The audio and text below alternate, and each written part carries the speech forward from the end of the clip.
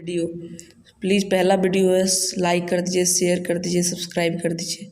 उसके बाद हम लोग को यहाँ पहले मोशन पढ़ने जा रहे हैं। मोशन और रेस्ट के बीच में पहले डिफ्रेंशिएट करेंगे, उसका डिस्टेंस और डिस्प्लेसमेंट के बीच में डिफ्रेंशिएट करेंगे और बताएंगे कि मोशन एब्सोल्यूट नहीं है, रिलेटिव है। तो हम लोग सबसे इम्पॉर्टेंट चीज़ होता है रेफरेंस पॉइंट। हम लोग एक रेफरेंस पॉइंट ले लिए। क्या ले लिए? Reference point. रेफरेंस पॉइंट लेने के बाद रेस्ट क्या होता है? रेस्ट वो होता है अगर एक रेफरेंस पॉइंट हम ए ले लिए और यहाँ से किसी चीज़ को देख रहे हैं, कोई और चीज़ है जो ऑब्जेक्ट है, ऑब्जेक्ट को देख रहे हैं, टाइम पास हो रहा है, ऑब्जेक्ट मूव भी नहीं कर रहा है, देन ए रेस्ट में चला गया। और वही हम लोग रेफरेंस पॉइंट लेते हैं। वही ऑब्जेक्ट है, पहले यहाँ है, फिर रेफरेंस पॉइंट यही रहेगा। रेफरेंस पॉइंट सबसे important, reference point stationary object रहेगा। रेफरेंस पॉइंट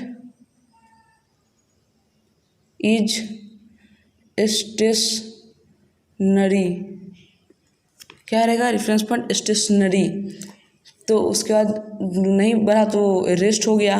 और वही यहाँ रेफरेंस पॉइंट यहाँ है, यहाँ ऑब्जेक्ट है, कुछ फिर टाइम पास किया, यहाँ रेफरेंस पॉइंट है, यहाँ पहुँच गया, तो ये मोशन है। सिंपल डिफिनीशन भी देख लीजिए। If the position of an object does not changes as time passes in respect to reference point then that is rest, then that is said to be in rest. और motion क्या हो गया? Motion if the position of an object changes as time passed it is said to be in motion in respect to reference point. लिखना भूल गए। फिर motion absolute नहीं कहा जा सकता कि मोशन है। मोशन एब्सोल्यूट नहीं होता, मोशन रिलेटिव होता है। क्या होता है? मोशन रिलेटिव होता है। इसका हम लोग सिंपल से आपको दिखाते हैं। एक बस है, उसमें 3 4 5 6 बहुत लोग बैठे हैं और यहाँ बाहर एक आदमी खड़ा है और बस जा रहा है। तो लगेगा आदमी को, क्या लगेगा? इस आदमी को कि जो अंदर एक आदमी बैठा है वो मूव कर रहा है, पर वही इस आदमी को लगेगा ये आदमी बैठा हुआ है, रेस्ट में है। क्यों? तो रेफरेंस पॉइंट के चेंज से अगर मोशन और रेस्ट अलग है, किसी में मोशन में चला गया, किसी में रेस्ट से मतलब क्या है? मोशन एब्सोल्यूट नहीं है, इसके रिस्पेक्ट में मोशन है, इसके रिस्पेक्ट में रेस्ट में है, इसलिए मोशन एब्सोल्यूट हो ही नहीं सकता। Motion is not absolute, motion it is relative. Motion क्या होता है? रिलेटिव होता है।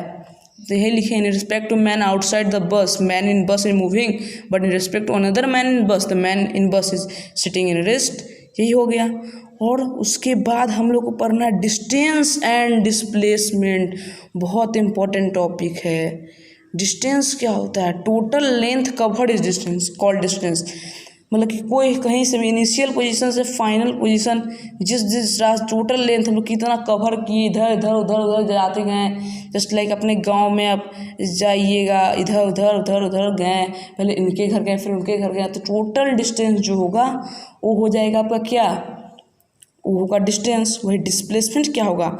जहाँ आप अंत में पहुँचे और जहाँ से आप शुरू किए थे, वो उन दोनों के बीच का स्ट्रेट लाइन, सबसे the straight line path between initial and final position is called displacement.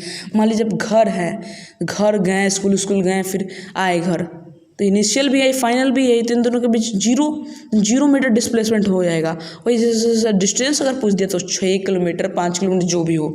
और डिस्प्लेसमेंट क्या हो गया? मतलब कि आप यहाँ से ऐसे गए यहाँ पहुँच गए, then that distance. But displacement ये हो गया, इतना 10 किलोमीटर हुआ और इतना 6 किलोमीटर हो गया। उसके बाद हम लोग को पढ़ना है बता देते हैं स्केलर क्वांटिटी क्या होता है। स्केलर क्वांटिटी में सिर्फ मैग्नीट्यूड होता है। क्या होता है? मैग्नीट्यूड होता है।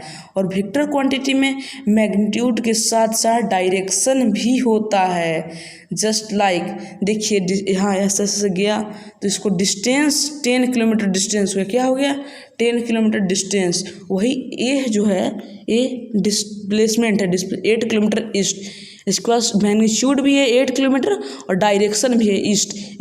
एक स्पेसिफिक डायरेक्शन है, उसमें कहीं नहीं, पता नहीं किधर है। देन इट्स डिस्प्लेसमेंट, जिसमें पास मैग्नीट्यूड के साथ डायरेक्शन हो उसे हम लोग वेक्टर क्वांटिटी कहते हैं। Just like displacement is vector quantity, but distance is only magnitude, then it's scalar quantity.